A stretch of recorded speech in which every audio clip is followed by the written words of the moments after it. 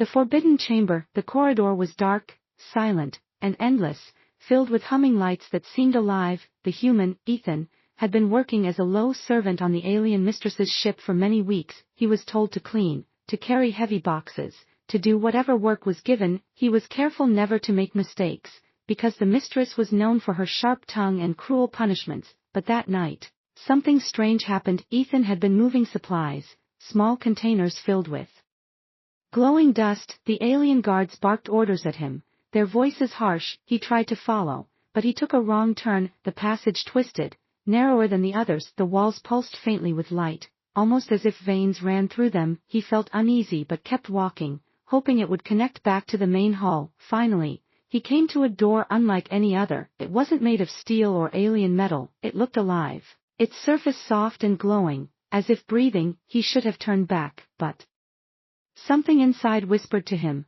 pulling him closer. His hand rose without his command, pressing against the surface. The door opened with a low sigh, and he stepped inside. The chamber was massive, glowing in blue and red. Strange symbols floated in the air like smoke. The floor rippled like liquid beneath his boots. Ethan froze, his chest tight. This didn't feel like any storage room. It felt sacred, dangerous, alive. Something inside the chamber seemed to notice him. A vibration spread through the walls, a deep sound like a heartbeat. He backed away, but the door had sealed shut behind him. Where am I? He whispered, his voice small in the endless chamber. His breath echoed back to him. Suddenly, light flared, and he saw something, a throne-like structure, glowing with strange red light. Around it, tendrils of energy moved like smoke, and on the throne lay a mark, glowing golden. His eyes locked on it. It pulsed, and for a second he felt it call to him. Without thinking, he took a step closer. The air thickened, hot,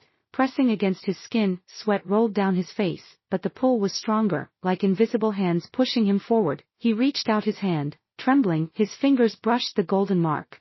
The entire chamber shook. The heartbeat grew louder, shaking the walls. Energy flared around him, wrapping his arms in burning light. Ethan fell to his knees, pain searing through his veins. Symbols burned into his skin, glowing across his hands. He screamed, but his voice was drowned in the roar of the chamber. And then, silence. The light vanished, the air cooled, but the marks remained, glowing faintly like fire under his skin. Ethan gasped, clutching his hands. What did I do? He whispered. Before he could move, the door behind him slammed open with violent force. A shadow filled the entrance, tall, elegant, and furious. The mistress, her gown flowing like liquid night, her eyes burning like twin stars. Her voice cracked the air like thunder. Insolent human, she roared, you've entered the forbidden orifice, one you've defiled with your filthy touch.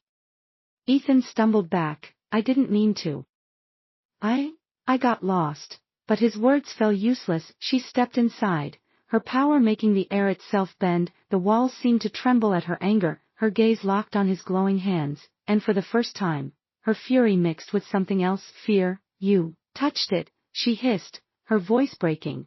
That mark was never meant for you, never meant for any human. Her words shook with rage, but her hands trembled. She moved closer, circling him like a predator around prey. You don't understand what you have done, she said. You have bound yourself to something that cannot be broken. Ethan swallowed hard, his heart hammering in his chest. I didn't choose this, he whispered. Her face twisted, half hate, half panic. You think choice matters now, she spat.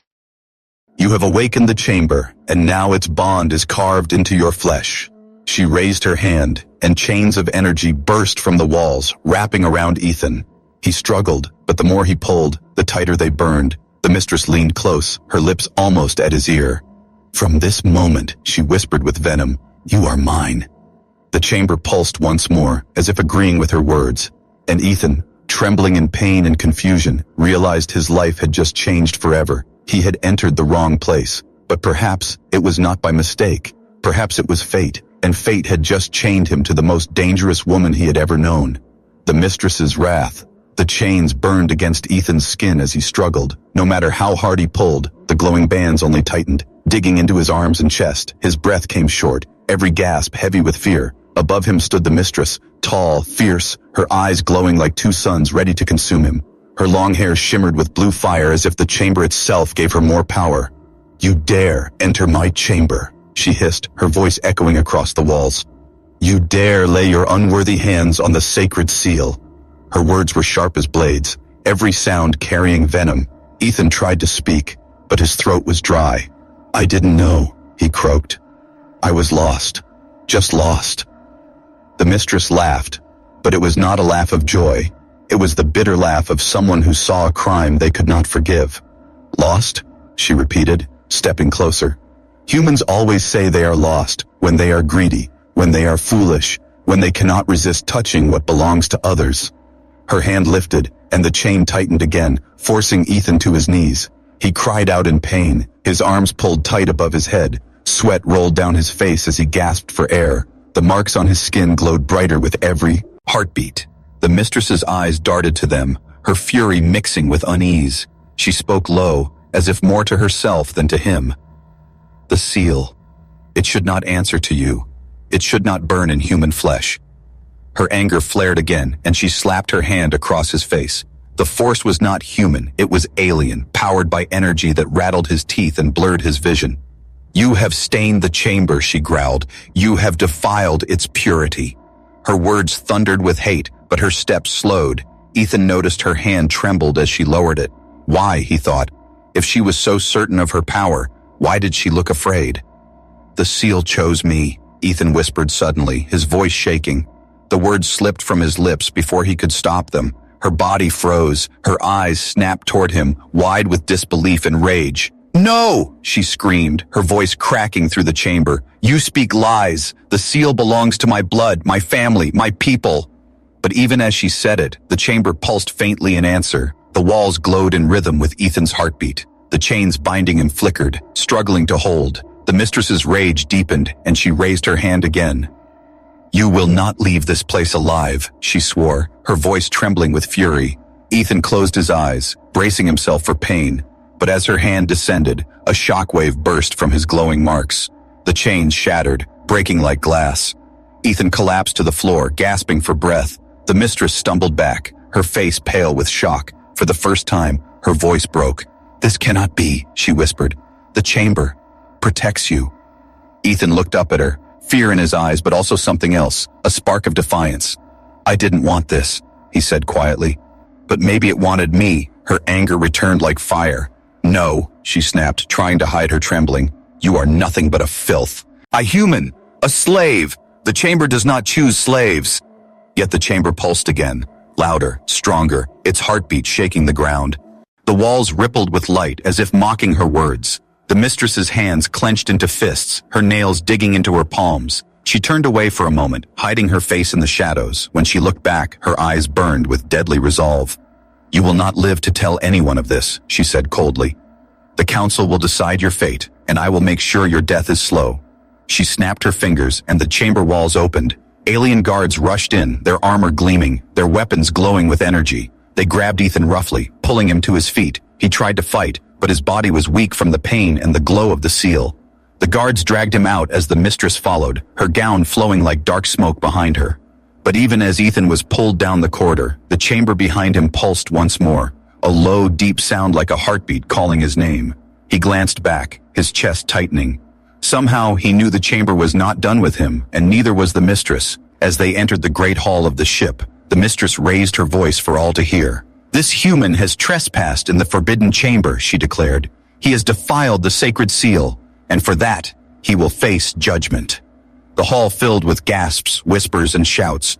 Aliens of every shape turned their eyes toward him, their faces twisted in disgust and shock. Ethan's hands still glowed faintly, and many noticed. The whispers grew louder. How can the seal burn in human flesh? Is this a curse or a sign? The mistress silenced them with a sharp wave of her hand. Her voice thundered. He is not chosen. He is not worthy. He is guilty, and he will die. But even as she spoke, her eyes betrayed her. She knew the truth. The chamber had spoken, and now, no matter how much she wanted to deny it, the seal bound him to her destiny. Ethan's heart pounded. As the guards forced him forward, the hall doors closed behind him with a heavy crash. In the silence of his own thoughts, he realized something terrifying. He was no longer just a servant or a slave. He was part of something much larger, something the mistress herself feared, and though he was walking toward judgment, he felt the bond of the chamber burning in his veins, a bond that might save him, or destroy them all. The mark on his hands. The guards dragged Ethan through the endless corridors of the alien ship, their claws dug into his arms as if they enjoyed every second of his suffering. The mistress walked ahead, her long gown brushing the floor like flowing smoke. Her back was straight, her chin lifted, but her steps carried a sharp tension. She was furious, yet inside she was unsettled. Ethan's head hung low, but his hands glowed faintly. Every time he moved, the marks pulsed as though alive. The guards noticed it, and one of them sneered. "What trick is this, human? Why do your hands burn with the chamber's light?" Ethan had no answer. He only shook his head weakly, whispering, "I don't know. I didn't ask for this." They pushed him into the great council hall. The space was massive, filled with tall alien pillars carved with ancient runes. Hundreds of eyes turned toward him, beings of many shapes, some tall, some scaled, some with wings folded at their backs. At the center stood the high platform where the alien council gathered. Their eyes glowed like suns, their robes heavy with power and age. The mistress raised her voice, strong and sharp. "This human entered the forbidden chamber," she declared. He placed his hands on the seal and defiled it with his touch. Gasps filled the room, voices rising. "Impossible," one elder hissed. "The seal does not respond to outsiders," said another. "He should have been torn apart the moment he stepped inside." Ethan was shoved to his knees in the center. The marks on his skin glowed brighter under the council's gaze. One of the elders leaned forward, his ancient eyes narrowing. "Show us your hands, human," he ordered. Ethan lifted them slowly, trembling. The golden glow spread like fire across his palms, spirals and lines etched into his flesh. The crowd erupted in gasps, hisses, and murmurs. "It burns within him." The chamber marked him. Not possible. Not for a human. The mistress stepped forward quickly, her voice cutting through the noise. "It is a trick," she said, her tone harsh. "The seal rejects him, yet somehow he carries its echo. He is guilty, and his punishment must be death." But one of the council members raised a hand, silencing her. His eyes studied Ethan carefully. "No," he said slowly. "The chamber does not waste its light on tricks. If it burned into him, then it has chosen him in some way." The hall grew louder, whispers filling every corner. The mistress's jaw tightened, her face pale beneath her fury. She stepped closer to Ethan, her voice low but sharp like a blade. "Do not speak. Do not breathe. Do not even look at them," she hissed. "They cannot know what truly happened." But Ethan could not stay silent. His chest ached with fear and anger. He looked at the council, his voice breaking. "I didn't want this," he said. "I didn't even know what that place was. I only touched it because it called me, like it was alive, like it wanted me." The crowd roared at his words. Some laughed bitterly, others shouted in alarm. But the elders did not laugh. They exchanged long, uneasy glances. "The chamber has not called to anyone for centuries," one elder whispered. "And now, it calls to a human?" The mistress snapped, her voice shaking. "Do not believe him. He lies. He is nothing but flesh, weak and dirty. He cannot be chosen. He cannot." But even as he shouted, the marks on Ethan's hands grew brighter. The golden light spread up his arms, crawling toward his shoulders. The council members rose in shock, and Ethan screamed as the marks burned deeper. Visions flashed in his mind. Cities of light, alien figures kneeling before a throne, the mistress herself standing at the center, but younger, crowned with fire, and then darkness swallowing it all. Ethan collapsed, panting, his skin steaming from the glow. The hall was silent, every eye on him. The eldest of the council finally spoke. "This is no accident. The chamber has awakened after ages of silence, and it has tied itself to him." The mistress's hands shook, her nails digging into her palms until blood dripped. "No," she whispered, her voice trembling. "This cannot be. It belongs to me, to my bloodline, not him." The elder turned his gaze toward her. "Perhaps fate has shifted. Perhaps the chamber no longer trusts your line, or perhaps it chose him for reasons we cannot yet see." The mistress's face twisted with rage and pain. She turned on Ethan, her voice breaking with both fury and desperation. "You don't deserve this," she screamed. "You are nothing, a slave, a trespasser. How dare it give you what belongs to me?" Ethan lifted his head slowly, his eyes meeting hers. For the first time, there was no fear in them, only quiet defiance. "I didn't take it," he said softly. "It came to me. Maybe because I'm the only one who listened." Her body froze, her chest heaving. The words cut her deeper than a blade, because she knew, in her heart, that part of it was true. The council murmured among themselves. Some demanded Ethan's death. Others whispered that killing him might anger the chamber itself. The hall shook with argument, voices clashing, and in the middle of it all, Ethan's hands still glowed, a reminder that he was no longer just a human slave. He was now something more, something that could not be ignored. The mistress stared at him, her breath sharp, her fury mixed with something darker, not just hatred, not just fear, but the terrible knowledge that their fates were now tied together, whether she liked it or not. The trial of flesh, the council chamber shook with arguments, voices rising like waves crashing against stone. Some elders shouted for Ethan's death, their voices sharp and hateful. Others warned that killing him might bring disaster. If the chamber had chosen him, destroying him could mean defying fate itself. The mistress stood in the center, her chest heaving, her eyes burning. Her pride was wounded, her anger boiling. She wanted to tear him apart with her own hands, yet fear coiled in her heart. Every time she looked at the glowing marks on Ethan's skin, her stomach twisted. She hated him, but she could not deny what had happened. Finally, the eldest elder raised his staff. The hall silenced instantly, the echoes fading into still air. He looked at Ethan, his eyes ancient and heavy with judgment. "Human," he said slowly. "You claim you did not seek this power. You claim the chamber called to you. Then let us see if you are truly chosen." Ethan swallowed hard, his throat dry. What do you mean?" he asked, his voice weak. The elder's voice boomed. "You will face the trial of flesh. If the chamber protects you, you will live. If not, you will be torn apart, and your death will prove your guilt." The hall erupted again, half in agreement, half in fear. The guards pulled Ethan to his feet. His arms still glowed, the marks shifting like fire on his skin. He wanted to scream, to beg, but no words came. The trial was not a choice, it was a sentence. The mistress stepped closer, her lips curling into a sharp smile. Her voice was low, venom dripping with every word. "You will not survive, human. This trial has killed warriors, kings, even my own kin. Do you think a weak creature like you can endure it?" Ethan met her eyes, his fear trembling inside him, but something in him refused to break. "I didn't choose this," he whispered. "But if it's mine now, I'll face it."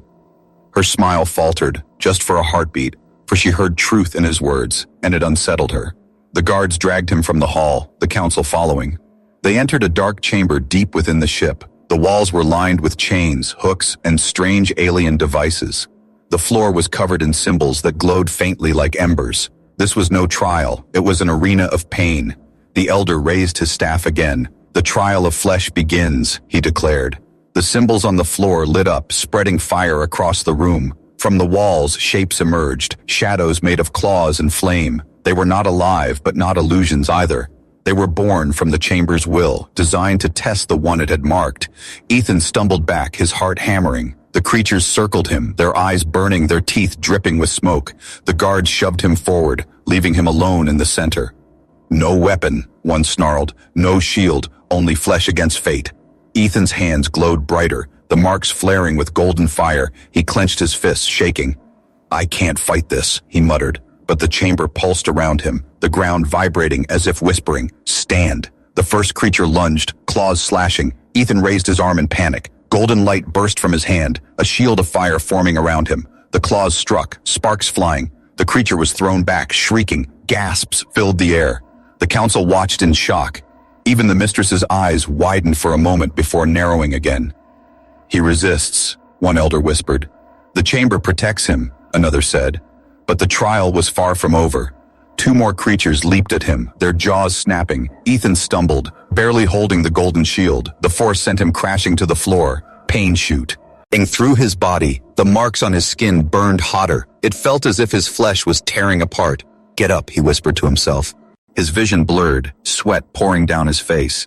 He thought of home, of Earth, of the stars he never wanted to see again.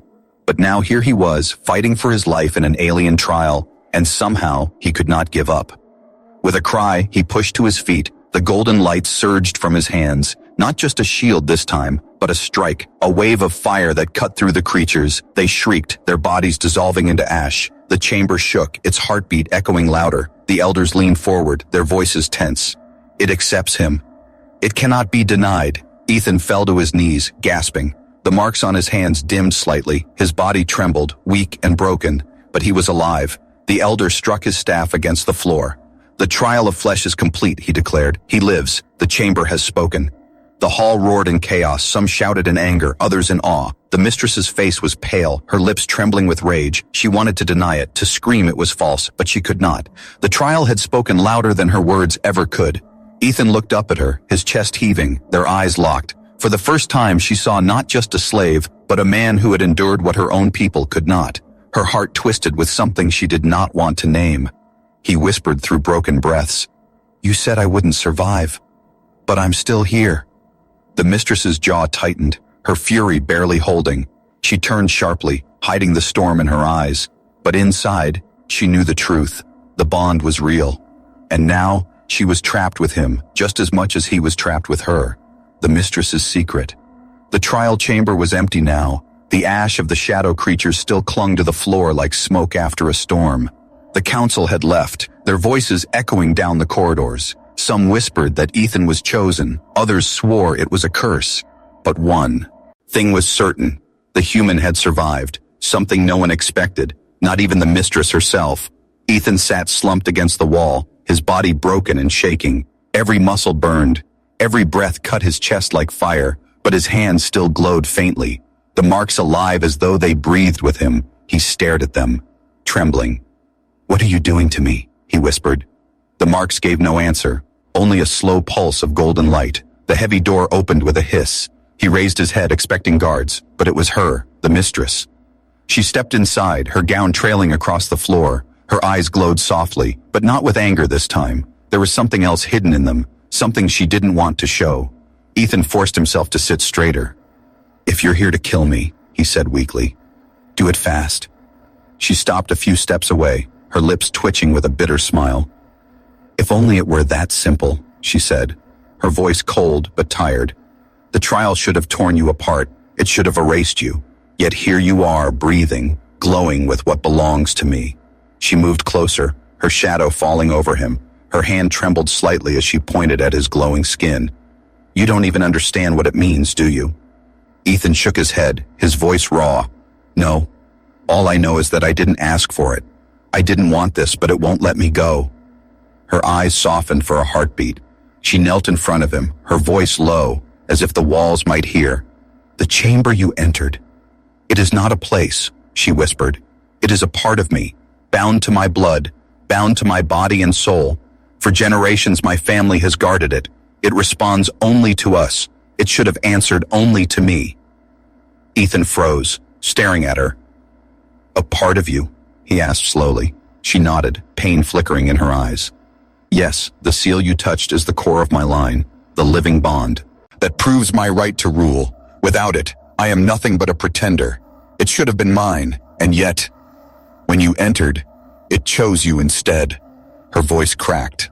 She turned away quickly, hiding her face. Her pride fought against her sorrow, but her shoulders shook as she whispered, "Do you understand what you've done? You've stolen my birthright without meaning to. You carry the bond that should only live in me. Now I am tied to you, as much as you are tied to me." Ethan's chest tightened. He wanted to argue, to tell her it wasn't his fault, but the truth was written on her face. Her fury was not just anger, it was pain. "You hate me," he said quietly. Her head snapped toward him, her eyes sharp. "I should hate you," she spat. "I should tear you apart and scatter your ashes across the stars." She leaned closer, her breath hot against his face. "But if I kill you, I kill myself too." The words struck him like a blade.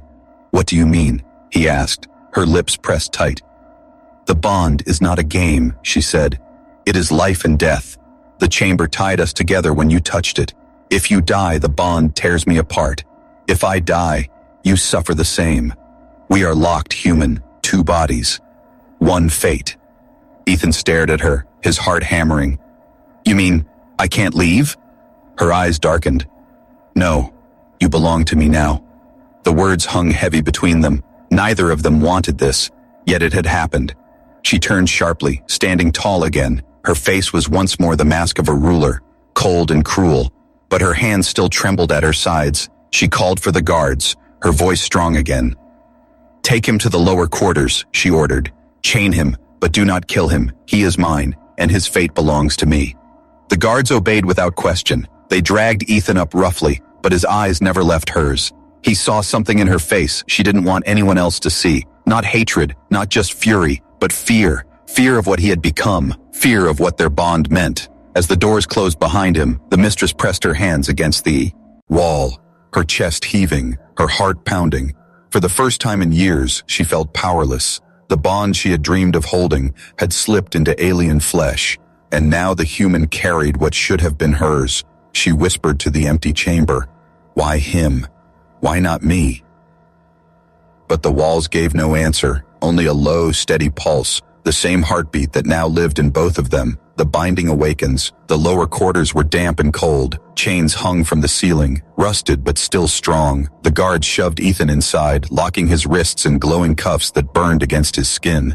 They left without a word, the heavy door slamming shut. He was alone now, surrounded by shadows. Ethan leaned against the wall, his chest heaving. The marks on his skin still pulsed faintly, golden light flickering through the darkness. Every beat of the glow matched his heart. Every pulse made him feel less like himself. It was as if something alien was slowly crawling into his blood. He closed his eyes. Memories not his own returned again. Visions of alien cities, great thrones of light, and a woman who looked like the mistress but younger, crowned in fire. He gasped, opening his eyes quickly. "What's happening to me?" he whispered. The marks flared brighter as if answering him. Pain tore through his chest, forcing him to his knees. He screamed, clutching his ribs as the glow spread across his whole body.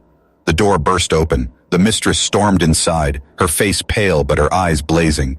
2 guards followed, but she raised her hand and dismissed them.